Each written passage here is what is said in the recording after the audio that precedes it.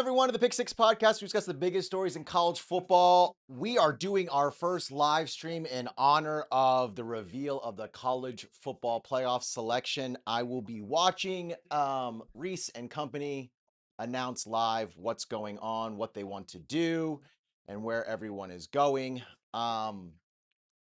Yeah, my hope is that us Arcanes get in and we can make it in there. But we will see. Just wanted to kind of go over really quick. Maybe we'll talk while they're um, introing all of this in and talk about last night. A lot of chalk with the Big 12 championship. Everything else, mayhem. Amazing. I thought it was an incredible night in football. Let me make sure this is on. I think we're good there with the live feed. We'll talk about Ohio State, Indiana first.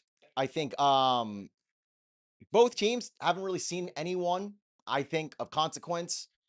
Maybe you can look at Michigan, Texas for Ohio State. You can look at Oregon, maybe Penn State for Indiana. But realistically, we know Penn State wasn't really a team. Oregon, jury's still out on them. And so it was interesting to see these two teams come head to head. I love what Zignetti said. Yo, Zignetti is the GOAT, not only for winning this game, but the guy was like, this is not a clash of like David versus Goliath or us beating some giant. This is two titans going into it. And I thought, yeah, that's what you want from your coach. That's what you want him to say. That's what you want to hear. And so let's take a live look if we can. Oh, my camera's off. We're getting used to these things, guys. There we go. Is it on now? I think we're on now and we're good. Yep, there we go. All right, so we've got the live look. We've got the committee in. We've got all these people. Chris Budden. We're going to see where all these people end up. Um, I realistically think this is how it's probably going to go. I think it's going to be most likely uh, Indiana at 1, Georgia 2. I would put Texas Tech at 3. They looked really dominant yesterday. We can talk about that a little bit too.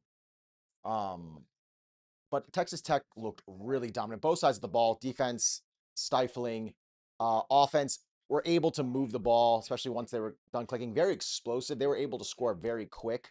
Um, BYU, I don't think is in any sort of contention. There are so many storylines, guys, and it's just nauseating at this point. Of how many people are like, oh, well, BYU's in championship and shouldn't get penalized. Well, when you get blown out by the same team twice, it's kind of hard not to be penalized.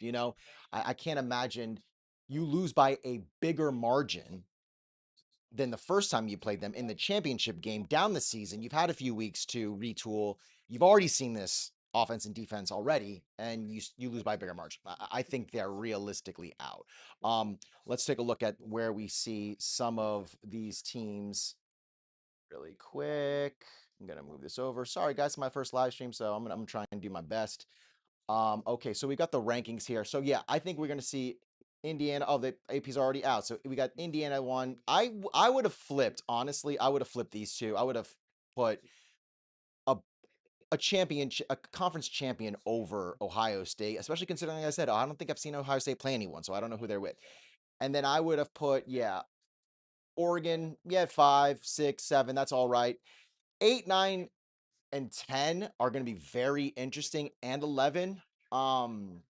Just because there's so many arguments for Oklahoma, Notre Dame, Miami, and Alabama to not only get in, but realistically, I would love to see. I would love to see Miami jump Oklahoma and Notre Dame. I know that sounds crazy but here's where I'm going to go with this, right? Watch Miami jump both those teams because the head-to-head needs to matter. If you're going to have them butt up, you need to have them at the top. I think we're a much better team than Oklahoma. I think when you watch any tape, we are definitely stronger offense. I think we have a better defense. Statistically, we have a better defense.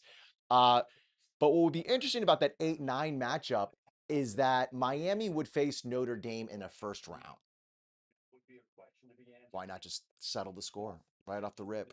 I'm very confident in Miami's ability, especially considering what happened in each of the championships. But going back To the Indiana game, again, Fernando Mendoza, 15 for 23, 222 yards, 1 touchdown, 1 interception.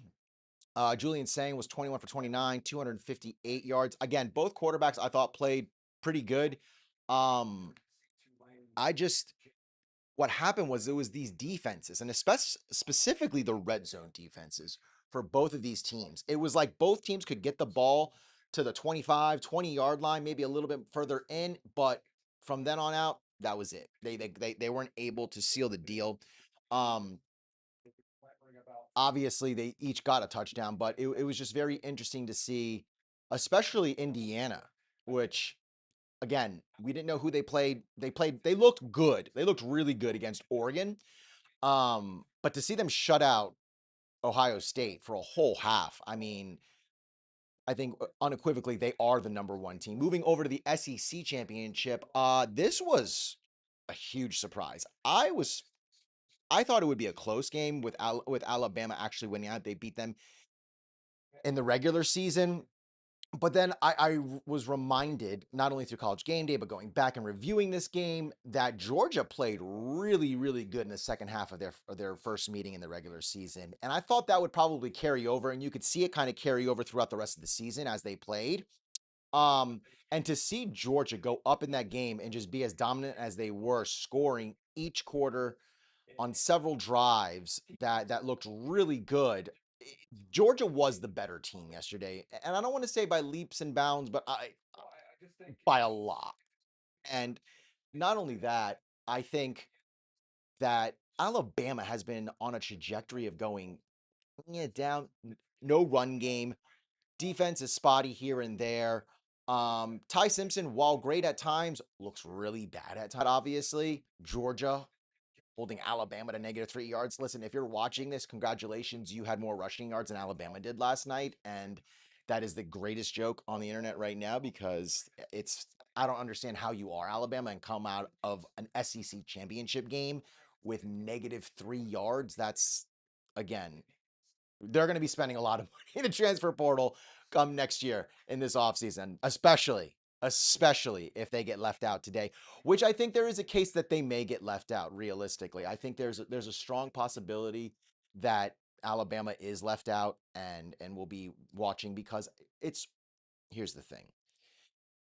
Like we were talking about in the preview, leading up into this weekend, these resumes are slightly inflated. If you're going to have all these SEC and these Big Ten teams ranked preseason in the top 10, where literally you have 5 SEC teams in the top 10, and then you have like 10 or 12 SEC teams in the top 25, of course, their resumes are going to look really good because they're already starting ahead, right? Which again leads me back to why I think either we just do away with rankings or just make the college football rankings. You can start them a little earlier, start them 2 weeks earlier if you want. You have them, you can have the committee if you want them to be it, or you just take the AP poll, and you definitely need to vet who is voting because we have seen this year through Reddit posts, through doxing, that a lot of these AP voters have no idea what they're talking about. And so I think realistically, when you look at Alabama's record, 3 losses, they would be the first team getting into the CFP with 3 losses. Now, again, this is Alabama, so I wouldn't be surprised if they got in. But I think, you look at a team that can't run the ball. They have been on a decline towards the second half of the season. Um, let's look at Notre Dame's record the last. Where are you at? Yeah. So Notre Dame, yeah, lost to Oklahoma, barely beat Auburn, like we were saying, and then got blown out by Georgia. Okay, we're not going to consider East Illinois. We all know that's literally weekend at Bern East University. So there's nothing you can do with that. But again, we were talking about this also on Friday. They're the 5th best team in the SEC by standings. At this point, I mean, well, the worst part is you have the 6th best team in the standings and Oklahoma already in. You don't need 5 teams. I feel like if you've already got 4 teams, you've already got a gauge of who the best teams are, and you're putting your best foot forward. 5, at this point, you're just watering it down, and you're handing out participation trophies, and you're literally showing people that, hey, you're the SEC, you're going to get in. And I think that's ridiculous. I don't think. Again, we've already seen Alabama lose to Oklahoma and Georgia, who are in the CFP. I'm sure if they maybe played Ole Miss or Texas A&M, it either would have been a close game, but we don't have those metrics, so we have to keep it moving, you know? So at the end of the day, I see realistically Alabama getting left out of the CFP, especially if it's and if they follow anything like what the AP is. They said they probably won't, though. A lot of people are talking about and reminding viewers that at the end of the day, the CFP doesn't go on just the AP votes and metrics and then builds off the week prior. It is everything is scrapped. We are starting completely anew, and then we are moving forward with that week based on what happened. By the way, for the one viewer that's in here, thank you for being in here. But my chat's not working, so I am not sure what is going on. I'm so scared to refresh this to see what will happen, but maybe we'll see what happens. I don't know. This will probably just ruin everything. Don't know. Nope. Either way, um, I realistically could see again. I could see Alabama getting left out. I think it's. I think when you look at just these numbers realistically, I'm going to go back to my screen. When you look at these numbers, it's like a defeated Indiana, one loss, one loss, one loss, one loss. All these one losses. Then you get to two losses. Then you get this eyesore of a third loss. It's like, how do you realistically? How do you make an argument for that? And not only that, but there is a metric between these two teams, Miami and Alabama. They both have a common opponent in FSU, and we blew them out, and they got blown out by FSU. So you can understand why they're left out. I'm still not getting why Notre Dame is still ranked ahead of us. It just doesn't make any sense to me. Um, and when you hear, I'm looking at this graphic where it says Mark streaming, who are the best teams now? No, no. Those two losses at the beginning of the season, just by a combined 4 points to Miami and Texas A&M. Yeah, I think we also had 4 points. They're talking about this point differential. Let's look at Miami's really quick. That was pretty stupid of me. Let me just do this. Yeah, the Hurricanes we lost, yeah, by 3 points, and then how much did we lose to SMU by 6 points? So yeah, they're 4 or maybe 10, right? Was that 6? My math is really off right now. No, 3 and 6, 9. Again,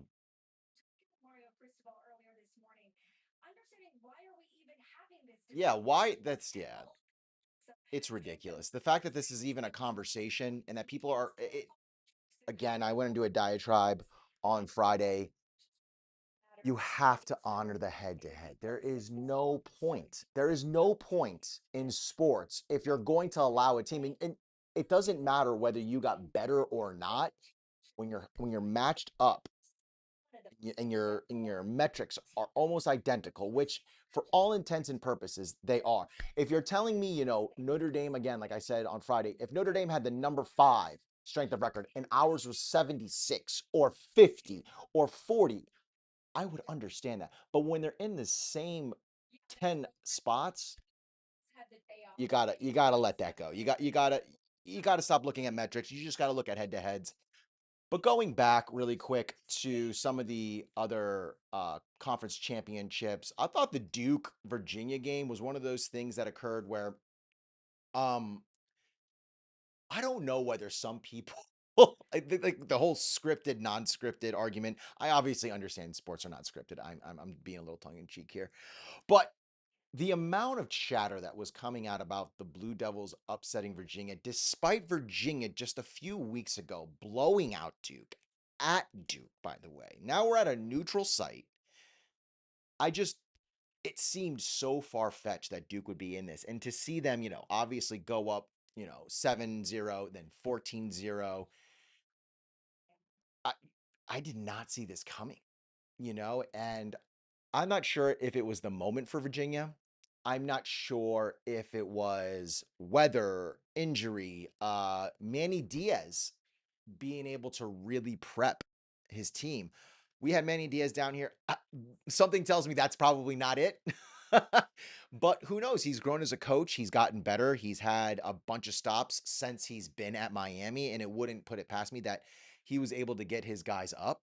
So congrats to Duke. congrats to the ACC on shooting yourself in the foot, because the worst possible scenario for this conference occurred, which was Duke winning. And now you're not going to have a representative in well, I should say you're not going to have your conference champion in, most likely. I don't think Duke gets in. I think the argument is there that Duke has played and beaten 4 Power 4 teams and beat a ranked uh, P4 team, which James Madison hasn't. But again, what are they gonna do? They put JMU and Tulane in. I can see absolutely Tulane getting in.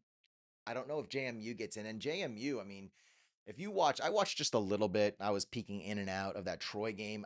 I wasn't that impressed with JMU.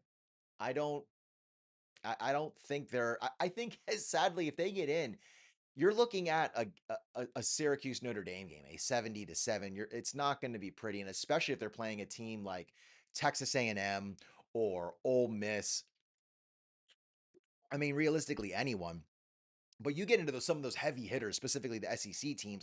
Maybe Oregon, they'll get a couple more points on because we saw what Indiana did. But again, look what Indiana did to Ohio State. But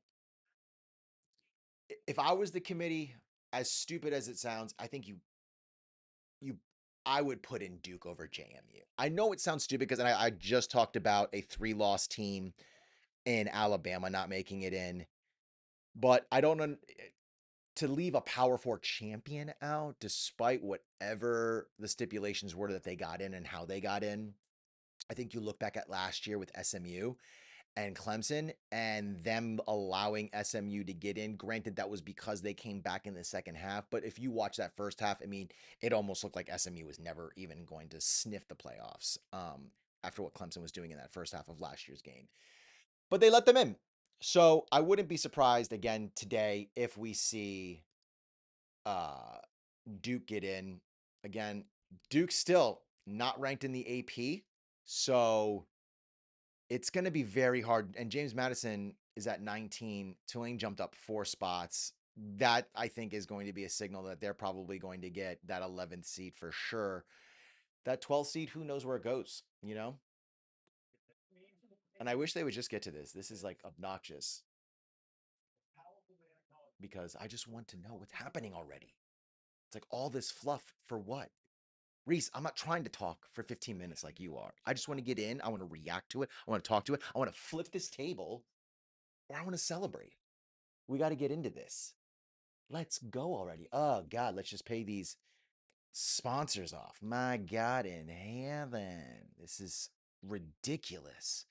Um, and then again, the last game, which was to me the most chalk game, but I think this is important because this is a great example of what NIL and the transfer portal is doing to college football. Texas Tech, when I tell you, look like an SEC team playing a G5 school, playing BYU. And that's no disrespect to BYU. I mean, you did get blown out by a larger margin than the first time, so you've kind of earned this. But it was clinical. And for the same linebacker to get 2 interceptions, I think, what do they have?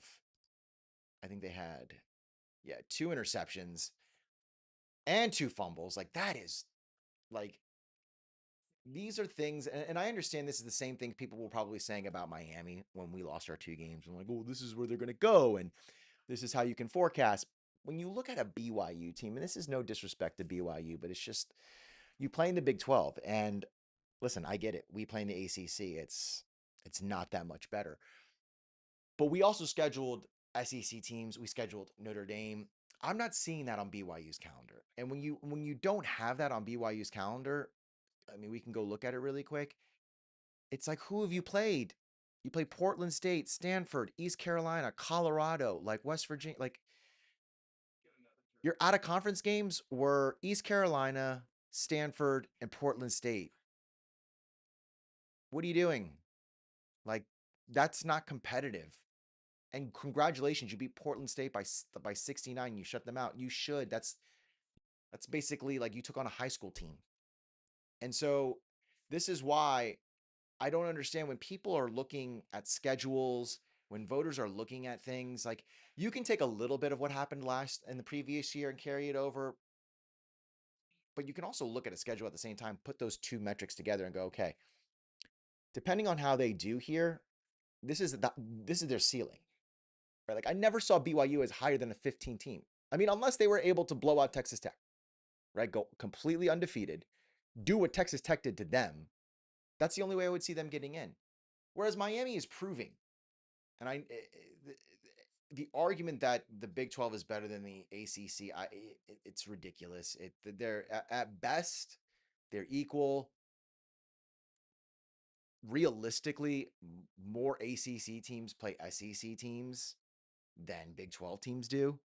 And especially when you look at the rivalries, whether it's Clemson, South Carolina, FSU, Florida, um, you even look at a game like Louisville and Kentucky, right? A Kentucky team that took Texas to overtime.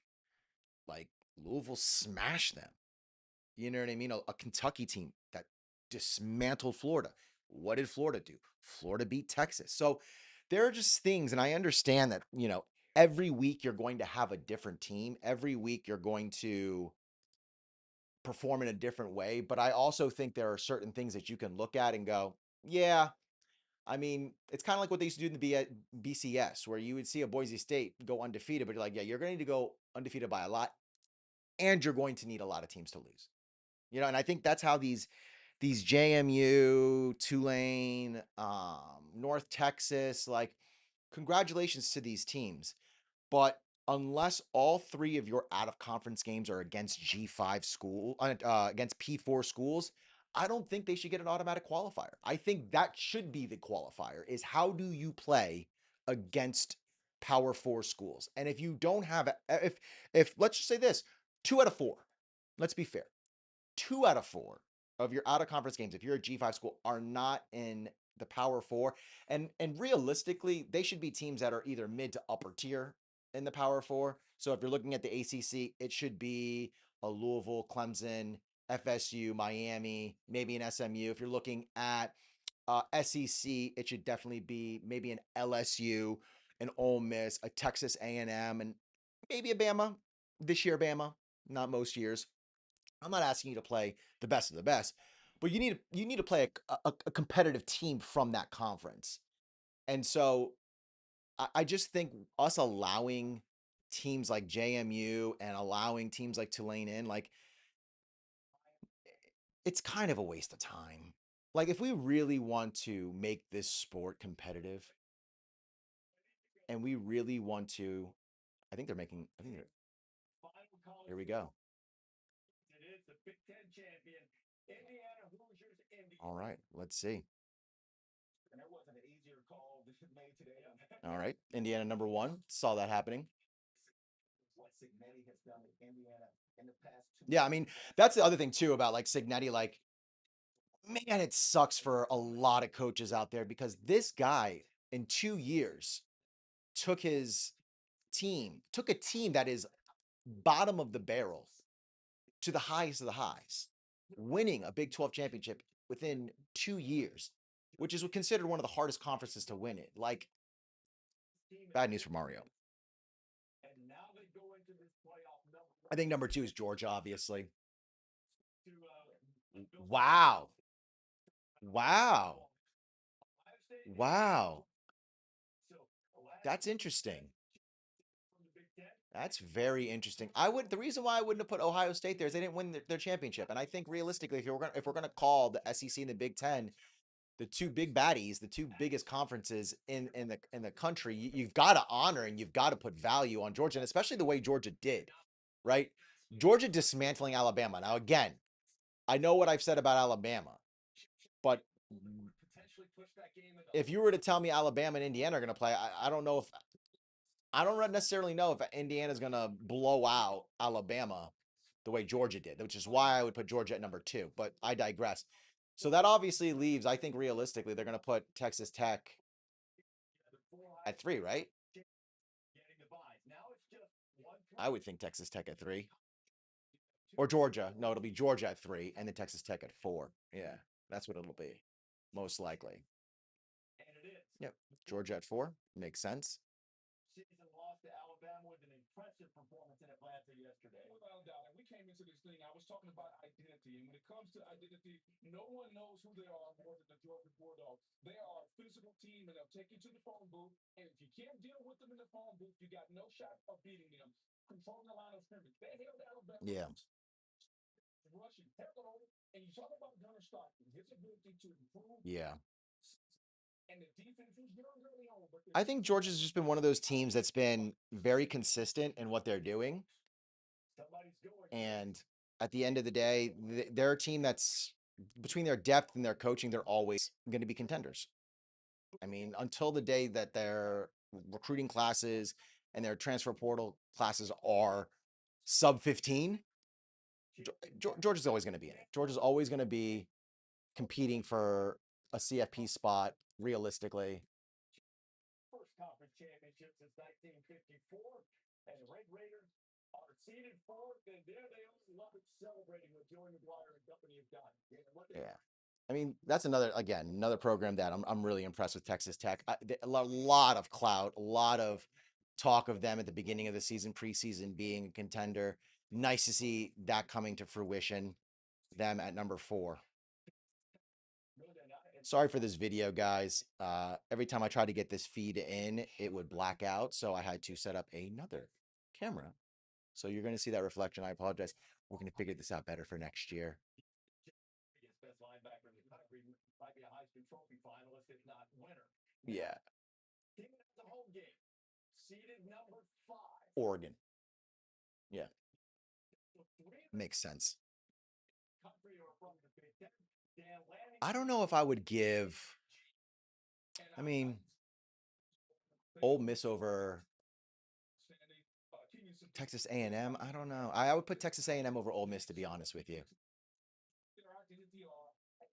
But yeah, whoever's going to have to go to Eugene, it's going to be very interesting to see, which I think would be probably Tulane or JMU. Realistically. Because you look at it. Yeah. Assuming that 11 and 12 are going to be G5 teams that won their conference.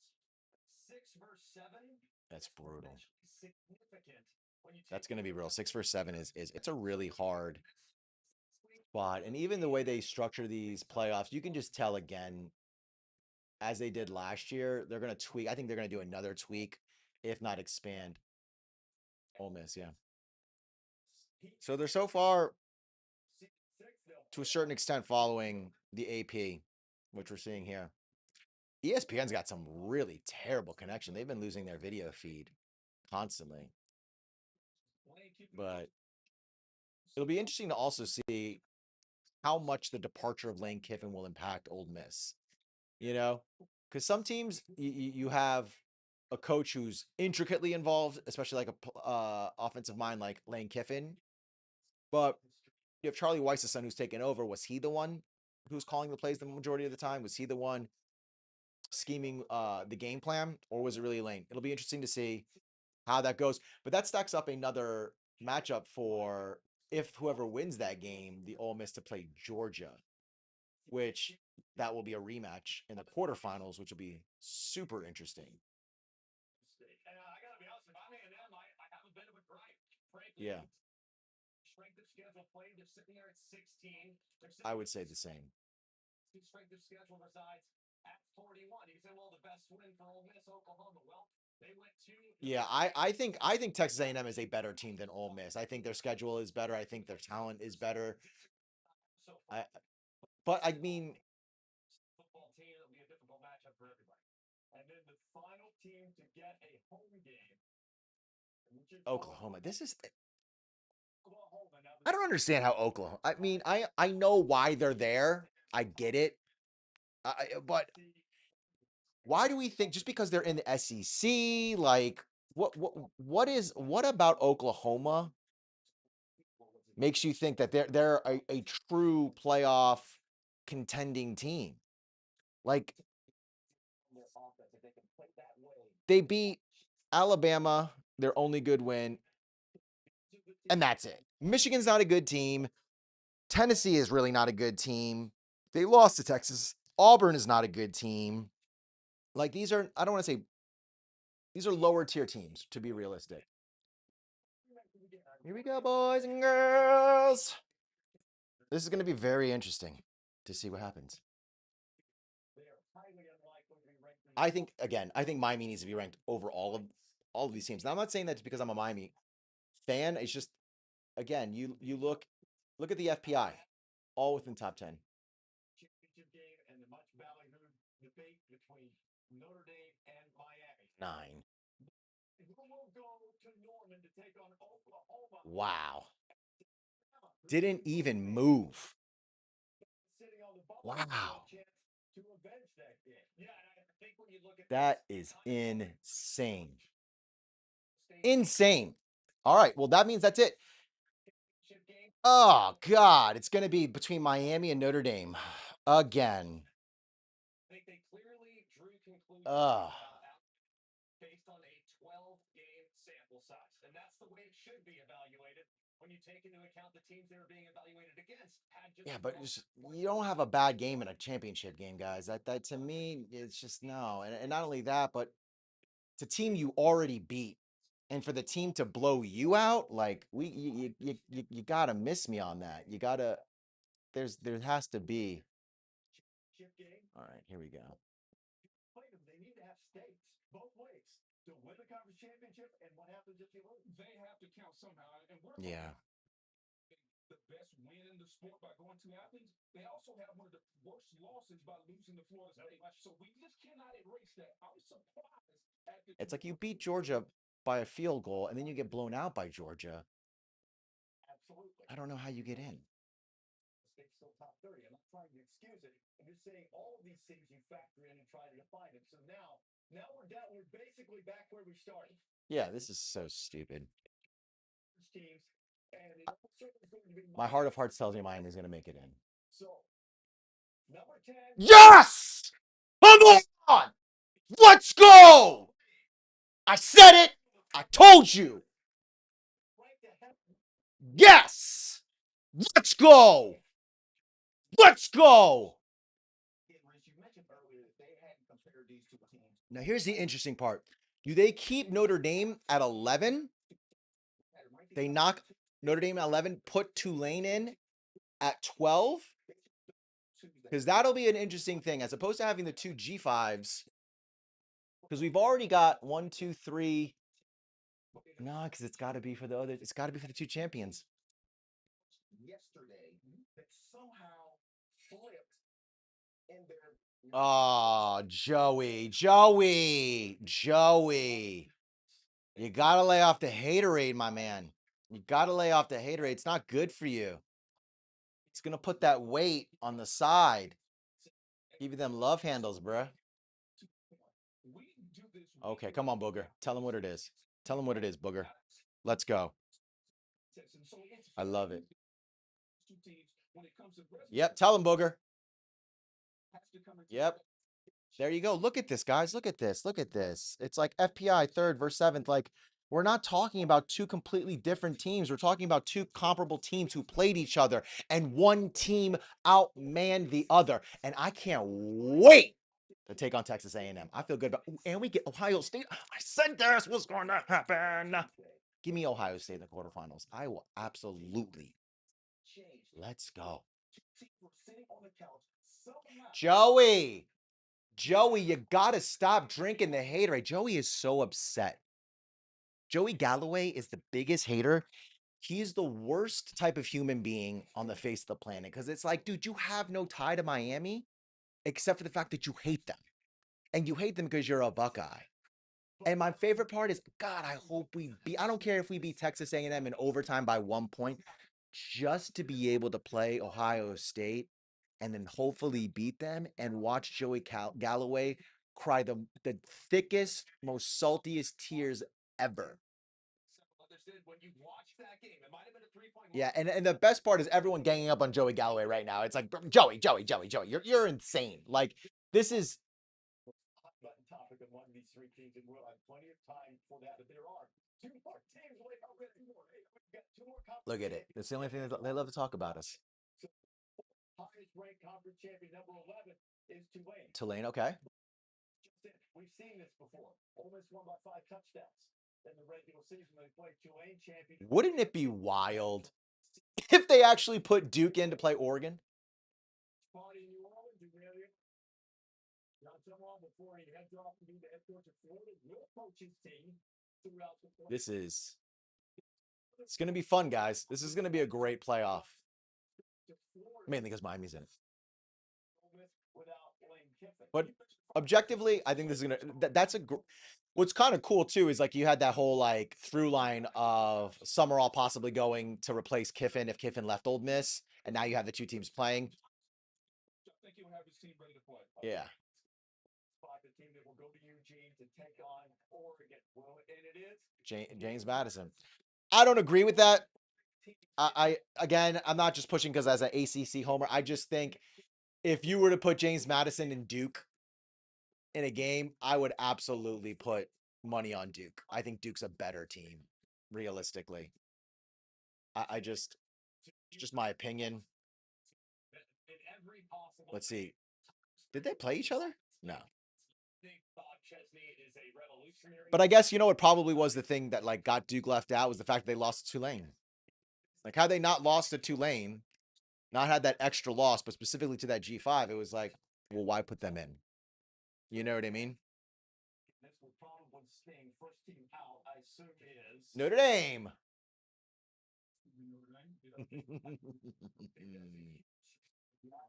Ah, justice. Smells delicious. The second team out is be BYU. And you earned that. I mean, realistically, you got blown out twice by someone in your conference. Like if we got blown out twice by like if we let's just say we were to play SMU or we were to play Louisville in the ACC championship yesterday and we got blown out, like yeah, like we don't deserve to get in the playoffs. And it was like the same thing Mario was saying on Andy and Ari last night, where he was just like, "Listen, guys, if I was in Notre Dame's spot, like if we had lost that game, I wouldn't have any room to have an argument." By the way, I've seen Chris Fowler on South Beach a bunch of times. Always, I was like, "Is that Chris Fowler?" And then I realized he does it in Miami. I think again it became a debate between Miami and Alabama. I think they got the nod. I think Bama or Miami Notre Dame. I think the head-to-head that Joey's talking about. One of the things I think is interesting, based on what we've always been trained, is and I know the Tuesday night show creates some drama, and it creates a lot of heartache and headache for a lot of people to understand. But they really don't feel that their rankings are true until they get all of the data in. And yeah. That's another thing. That's something we really got to talk about too, real quick. I kind of want to go on this. There's this idea that maybe like they shouldn't do a rankings until this final one, because the way the CFP does it as compared to the AP is the AP doesn't necessarily, I mean, maybe they're supposed to, but you can definitely tell in the voting with the AP that they're not going off a clean slate every week. They are building each week and going off how you're built, which I can understand the argument for. It makes sense, right? But with the CFP, it's different. Their rules stipulate that they clear the slate, they look at all the new data, and then make their judgment based on the new data. Which at that point, again, you can go up and let's just say your schedule is backstacked, right? So your last 4 or 5 games are super, super tough, right? Well, guess what? Your strength of record is not going to look good. Your strength of schedule is not going to look good. And even if you do blow those cupcakes out, people who have maybe played Ohio State's, Oregon's, LSU's, Bama's, Georgia's, all these teams that have this brand recognition right now, if you play them in the beginning of the season and you beat them, you're going to jump up in the rankings faster. But here's the thing. Take that same situation. By the time you get to the end of the season, and let's say you beat those hard teams, your Ohio States, your Texas A&Ms, your Ole Misses, right? You stack those teams towards the end of your season, you're going to quickly jump up. So you're going to have this, maybe they go from like a, I don't know, let's just say an 11 spot to a 4 spot within 2 wins, within 2 weeks. And it may seem jarring at first when you first see because you're so used to the AP kind of building each week. But with the college football playoff committee, like I said, they're scrapping it so they can do that. It makes more sense because now you're inserting a metric that will drastically change the outlook of what that team looks like. Now, you could say, okay, Chris, well, what's the argument then for Miami getting in? Right? Well, they lost 2 games. They were in the middle of the season, right? You look at how they played the last month of the year, right? If you want to include SMU, okay, we went 4-1. Again, like I stated on Friday, I realistically look at November starting the week after because that was kind of the Halloween week. I think you look at those 4 weeks, that's a month, right? Essentially almost a third or a quarter of the season. I think it's a third of the season in, right? How are you performing? Well, we look just as good as Notre Dame. Okay, well, what does your schedule say you are? Well, it's the same as Notre Dame so far. I never understood the argument. Well, I was like, well, Miami's playing Pitt this week and Notre Dame's playing Stanford this week. Okay, I mean, we already played Stanford. They already played Pitt. You're going to kind of get an idea. It's not going to, barring us getting beaten or blown out by Pitt, you can still infer and come to the same conclusion, which is what made me upset with the last week's rankings is neither of us are playing anyone. Whether we're a spot or 2 away, there should not be a separation between us. The 2 teams have to be compared to each other because they've played each other. And when, like I said, you have 13, 13 examples of head to head being honored in the rankings, and the one outlier is Miami, it just doesn't add up, right? It doesn't add up. So when we look at what the CFP is going to look like, let's see if ESPN has updated the college football playoffs really quick. Gonna go over there. I think the committee finally did what they said they were going to do. Realistically, also too, I kind of hinted at this a few weeks ago, but I think this was for show. I think they were trying to build up some tension. They had to build a storyline that would bring people in. We know that ESPN and the CFB are inextricably linked. They are partner organizations. If not, the CFP is a subsidy of ESPN, right? Whether they want to admit it or not. And why have they not updated your bracket? You got to update these brackets, bruh. Update these brackets, bruh. And so they have to create a narrative. They have to create tension that makes you keep wanting to come back. Look at all of us. I guarantee you when they post the numbers for Selection Sunday, it's going to be bonkers. It's going to be out of this world. And mission accomplished. They did what they set out to do, which was create this narrative, create this drama, and then do the right thing. And there are probably Notre Dame fans who are super heated right now. I get it. I understand why you're upset, but then you shouldn't have lost. You shouldn't have lost back to back. Like if I'm a Notre Dame fan, right? After week 2, I'm understanding that listen, it's not only an uphill struggle, we need chaos for the rest of the season. Because when you looked at everyone else's schedule ahead of you, you looked at all the teams that were favorites in their respective conferences, a lot of chalk could have turned up. Now, granted, there was not a lot of chalk, which favored Notre Dame. But when the things ended up falling in the places they needed to fall into, which they did, especially the last 4 weeks of the year, you knew you were out. You knew you were out. That was it. And you only have yourselves to blame. You're not a part of a conference. We're not in the conference championship, which I understand, but that is again a stipulation. Realistically, Miami should have been in the ACC championship. I think we still would have blown out either of those 2 teams. I think we would have blown out any team that would have made it to Charlotte, realistically, in the ACC. Miami is definitively, statistically, the best team in the ACC. Do we stub our toe? Do we mess up? Yeah, we are our own worst enemy, but there's not a team out there. I realistically think when you look at the playoffs, I don't think there's a team out there that can realistically blow us out, right? I don't think we're going to see, an SEC championship game with us in a game. I don't think we're going to see a Big 12 game. I think if anything, any of the games that we're in the playoffs are going to look a lot like the Big 10 championship. It's going to be defensive. It's going to be that red zone defense, which Miami is really good at, and you're going to see great running games, and you're going to see great O-line and trench game. And so I think Miami can compete with anyone. I feel very good. I mean, about playing Texas A&M. Granted, it's going to be at Kyle Field. It's not fun. I think we lost there the last time we played there. They've got a dual threat quarterback, but all the dual threat quarterbacks that we've played this year, we've either shut down or we've minimized, right? Yes, we lost to Jennings at SMU, but it wasn't like he killed us with his legs. We realistically lost because of the refs, right? Who else did Miami play that I want to see? Florida State, yeah, Castellanos, shut him down. NC State, CJ Bailey, shut him down. Virginia Tech, again, there's this notion that Miami does really bad against dual threat quarterbacks, and there are moments and metrics that you can absolutely pull up and say, yes, it's true that we do. This year, not as threatened. I mean, you look at Brown also at South Florida. That's another game where you had a dual threat quarterback.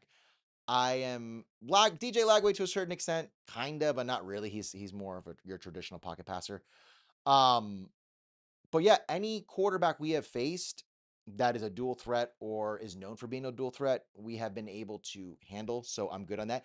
The line of scrimmage will be very interesting to see. I know Texas A&M has a great D line, got a pretty good defense. But I feel very, very, very comfortable with the way this goes. If you're telling me realistically, I know this sounds absolutely stupid. I know it does, but I'm going to say it anyways. In the quarterfinals, and when we're looking at who we could possibly play, really quick, let me see if I can zoom this in a little bit more. Nope, that's not going to zoom in more. Will it? All right, so we got the bracket here, right? I love playing Ohio State in the quarterfinals. Realistically, I've seen what Georgia can do, right? That Georgia being the other one.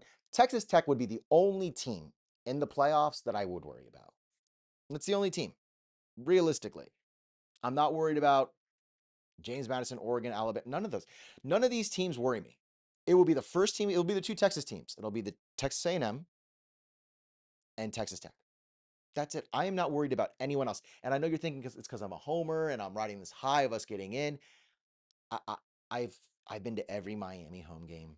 I've seen us play. I've watched every football game. This year, it is more even keeled than it's ever been. And I think anyone has a shot. And I think last night was a great example. Ohio State losing, Georgia blowing out Alabama. It's just there's parity everywhere. And we're going to see where it goes. Guys, I've already been doing this for God knows how long. We're at about an hour. I can't believe I did this for the first time. Thank you all who are going to watch this for an hour. If you do, don't know. But we'll do it again, hopefully, if I can get the chat up next time and get more people in here. But till next time, win the weekend, y'all. Have a great week. And as always, go Canes!